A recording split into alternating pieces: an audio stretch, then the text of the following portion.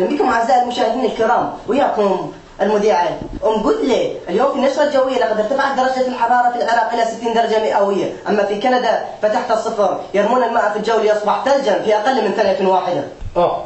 هاي صدق؟ ابني سمعت هذا الخبر؟ اي ابويا هاي صدق تحكي هاي المذيعه؟ هاي كنت تجي للعراق الساعه ب3 الظهريه، بس تلزم الدجاج اللي فوق وتشمرها تنزل مشويه وياها 4 بيبسي.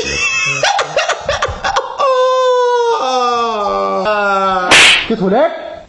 على طار البيبسي روح جيب لنا بطل مال بيبسي خلنا نتمضمض بيه.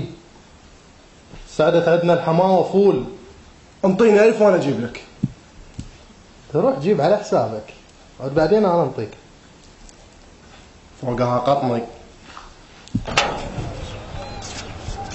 شنو هاي؟ الشمس طالعه هي وجالها. ايش طلعك ولك؟ ها شموسه، بس اروح اجيب بطل بيبسي وارجع بسرعه ما تاخر. جولك ماكو بيبسي لا احرقك حرق. ولد شموسه شو تحرقين من عندي؟ هو انا ازرق.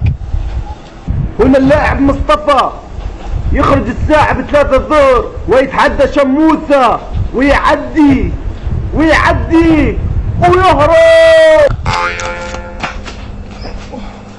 الله يسعدك حبيبي، بس بطل بيبسي.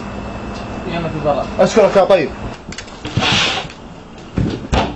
طيب 500 وراح اخذه باللف وربع. حلال عني.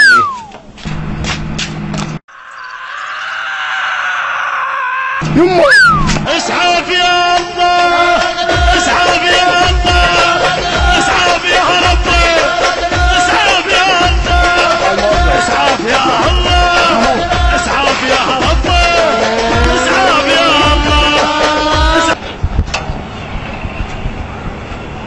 شنو هذا؟ شو ما حد موجود؟ من دق الباب لعد؟ شوف هذا ذب البيبسي وشرد. ولك بابا جوا احترقت باولي.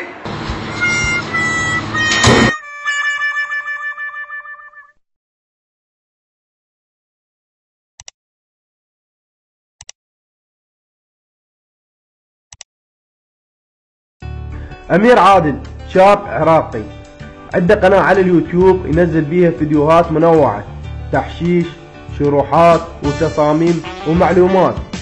اتمنى منكم تشتركون بقناته ونوصله 12000 مشترك بأقرب وقت. رابط القناة مالته راح تلقوها بالوصف. لا تنسون تشتركون بقناته.